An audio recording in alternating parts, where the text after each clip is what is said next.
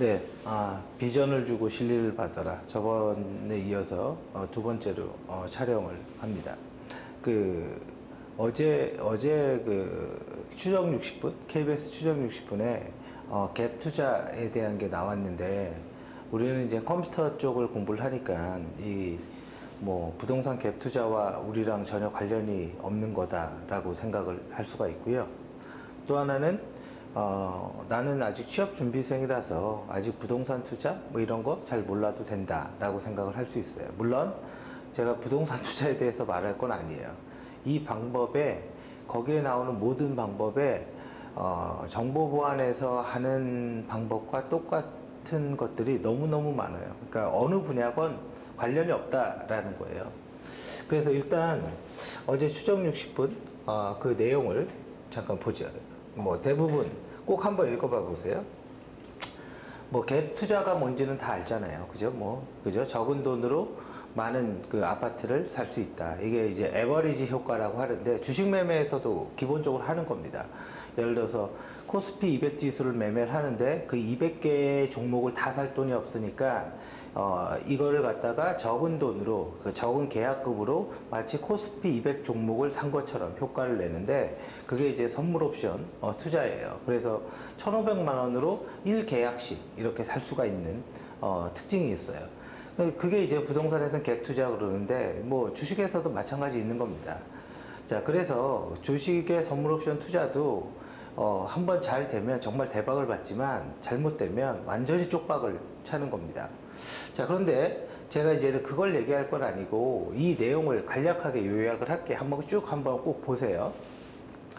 첫 번째 1번은 이 사람은 자기가 원고를 써서 출판사에 갔습니다. 그리고 나서 부동산 관련 서적을 출간해 달라고 했고 출판사는 그 원고를 가지고 그대로 출간을 했습니다.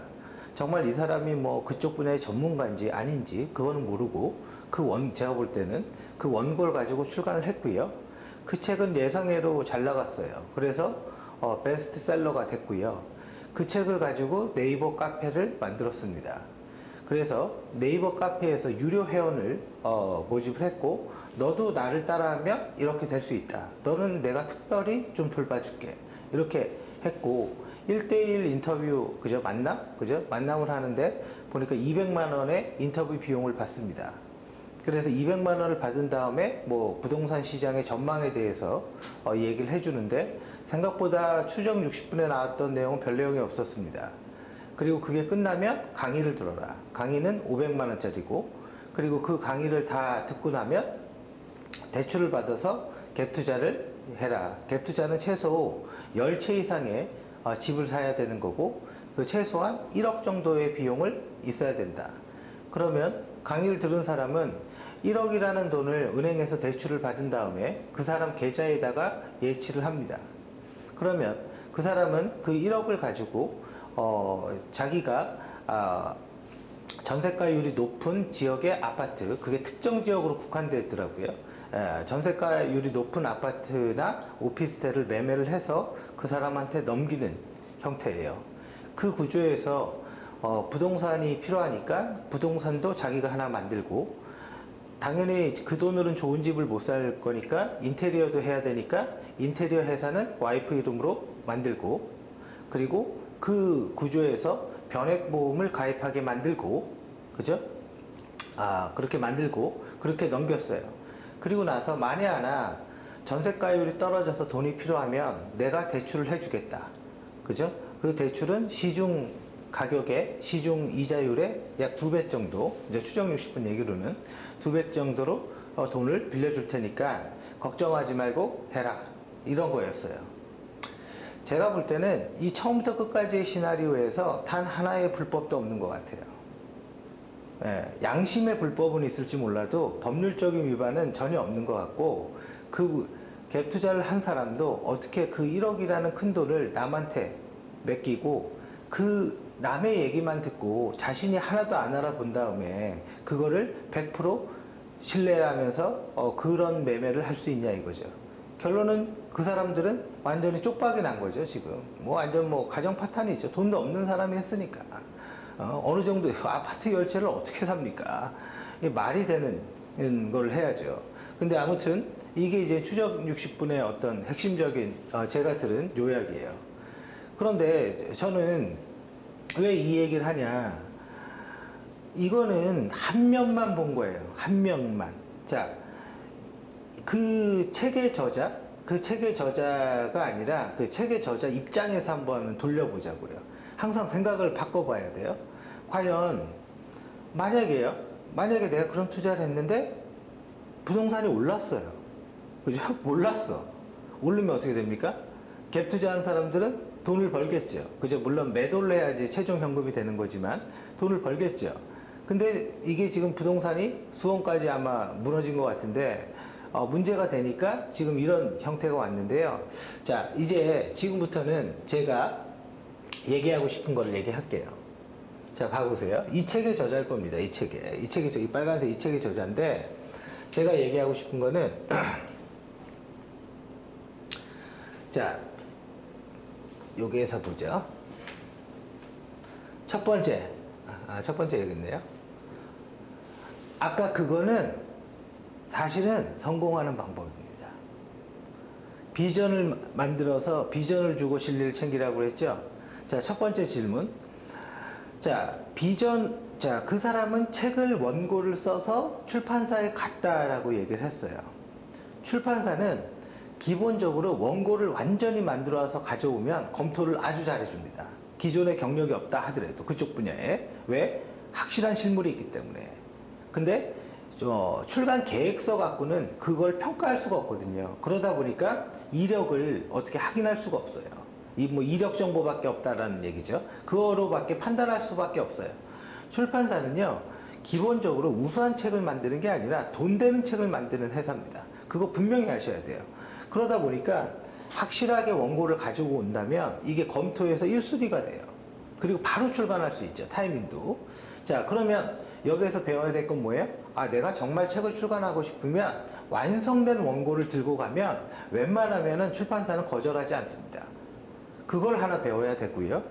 두 번째는 이 사람이 이쪽 분야의 전문가건 아닌 건 그건 저는 잘 모르겠지만 책이라는 걸 써서 낸 거죠. 그게 물론 베스트셀러도 됐고요. 뭘 한 겁니까? 환상을 만든 거죠.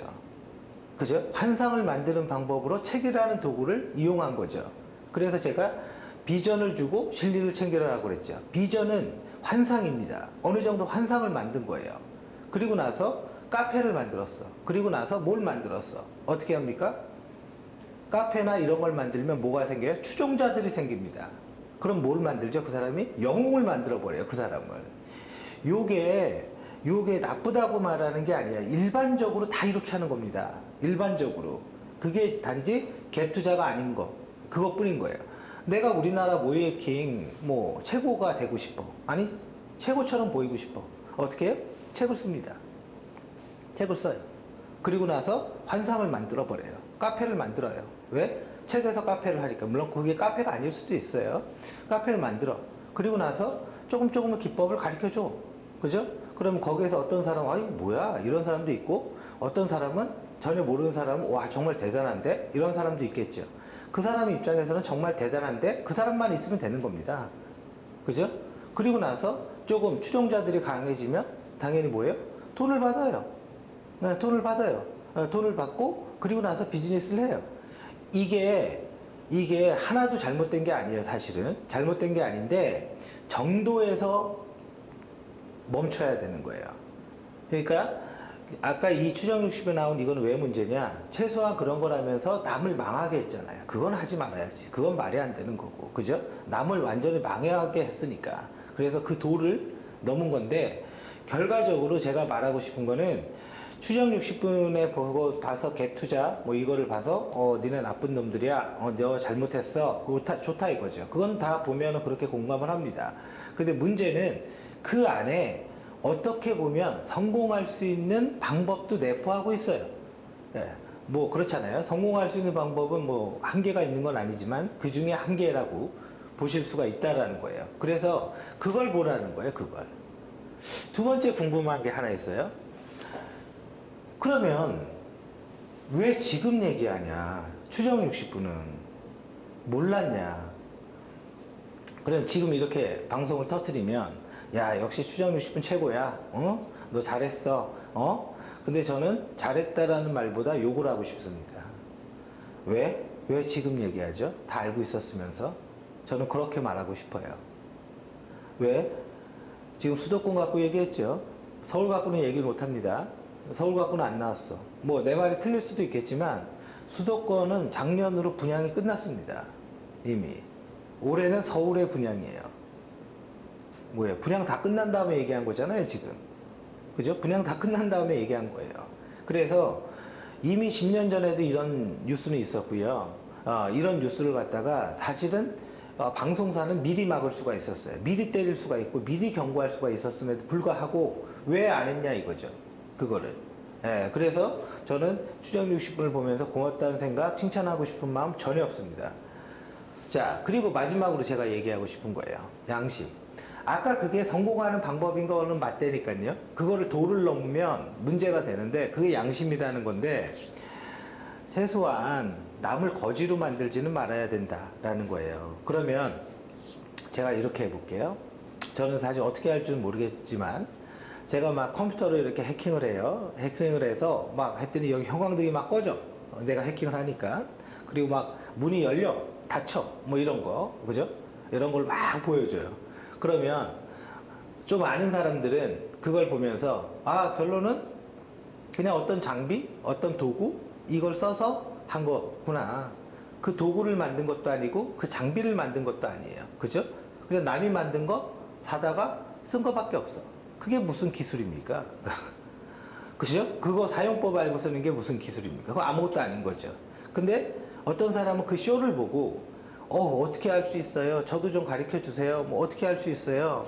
막 이렇게 한단 말이에요. 그러면 만약에 내가 그렇게 하는 거야. 나한테 배우면 돼. 내가 해줄 수 있어. 내가 최고의 모이에커, 그죠? 세련되게 화이트 해커 만들어줄게. 내가 최고의 데이터 분석 전문가 만들어줄게. 그죠? 이렇게 얘기한단 말이야. 내가 너 키워줄게. 그죠? 근데 처음에는 순수하게 도와줄 수도 있지만 사실은 사람이 시간과 노력이 들어가기 때문에 일정한 부분 돈을 요구할 수밖에 없어요. 근데 그 돈을 받는데 그게 적당해야 된다라는 거죠. 사람은 10만 원과 100만 원과 1000만 원을 받을 때 행동은 달라질 수밖에 없습니다. 그거는 누구나 마찬가지예요. 저도 그렇고 저도 그거에 대해서 달라지면 안 된다 이렇게 말할 수는 없어요. 근데 만약에 그런 것들이 초등학생이 와서 해달란다거나 중학생이 와서 가르쳐 달라고 한다거나 고등학생이 와서 가르쳐 달라고 한다거나 나는 어차피 내 기술을 정당한 대가를 받고 해주는 거니까 문제될 게 없어 이렇게 말할지는 모르겠지만 물론 논리적으로 맞다 이거죠. 제가 아까 갭투자 법적으로 처벌할 거 하나도 없다고 그랬죠. 논리적으로 이거 아무런 잘못 없어요. 법적으로 그렇게 말할 수 있겠지 모르겠지만 가장 큰 게 있죠. 중학생과 고등학생에서 뺏지 말아야 될 거는 그 타이밍에 공부해야 될 시간이에요. 그거를 여러분들 수학 공부하는 게 재밌겠습니까? 아무리 공부 잘하는 애도 그거를 갖다가 해킹과 어떤 기술적 혹은 소프트웨어 개발 이런 거를 보여주면서 이런 것들을 보고 물론 그 사람들을 보여주려고 한 건 아니겠죠.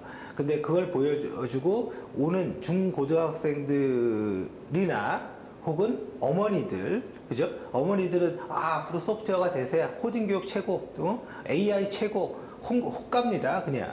그래, 호가입니다. 그리고 부르는 게 돈입니다. 그냥 부르는 게 가격이에요. 그냥. 거기는 하지 말았어야죠. 저는 그게 양심이라고 보는 거예요. 그러니까 책을 쓰고 다 좋은데 책을 쓰는 게 어떤 환상을 만드는 걸 아시겠죠? 그럼 책을 많이 쓰면 좋겠네요. 맞아요. 많이 쓰면 좋아요. 근데 내가 책을 많이 쓰기 위해서 초중고 고등학생 혹은 20대 초반 그 당시에 뭔가 반드시 해야 될 일이 있는 애들 그런 애들을 엮어가면 안 되겠죠. 그런 애들은 뭘 해야 돼요? 공부를 해야죠. 공부를 해야죠. 해킹 이런 거 나중에 해도 되고요. 데이터 분석 좀 나중에 해도 돼요. 그럼 25 이렇게 넘어가면 그때는 이제 스스로 판단하는 거죠. 그 판단은 말로만 듣고 하는 게 아니라 뭐예요? 조사와 검증. 제가 비전을 주고 진리를 챙기는 사람이 되라 라고 했어요. 근데 그 반대의 경우가 많아요. 그게 꼭 나쁜 건 아니에요. 내가 비전을 받고 실리를 준다면, 그죠? 저도 지금도 그럴 때도 있어요. 저도 비전을 받고 실리를 줄 때도 있어요. 그런다면 그 비전이 얼마나 현실성이 있는지 검증을 해봐야죠. 아까 갭 투자, 뭐, 그 사람들 망했으니까 큰일 났다 그러는데, 저는 솔직히 그렇게 동정은 안 가요. 아니, 뭘 믿고 1억을 맡기고, 뭘 믿고 그 사람이 매매한 거를 그냥 받습니까? 자기는 뭘 했습니까? 나는 돈만 냈으니까? 나는 돈만 냈으니까 알아서 다? 나는 교육비 200만 원 내고 500만 원 내고 했으니까? 그리고 수수료까지 뭐 1000만 원 이렇게 냈으니까? 다 알아서 잘해주겠지? 말도 안 되는 얘기죠. 말도 안 되는 얘기. 입장 바꿔보세요. 자기가 직접 알아봐야지. 우리가 집 질 때도 집 주인이 옆에서 있어서 공사하는 사람을 감시하는 거랑 그냥 돈만 주고 내버려 두는 거랑 집이 다릅니다.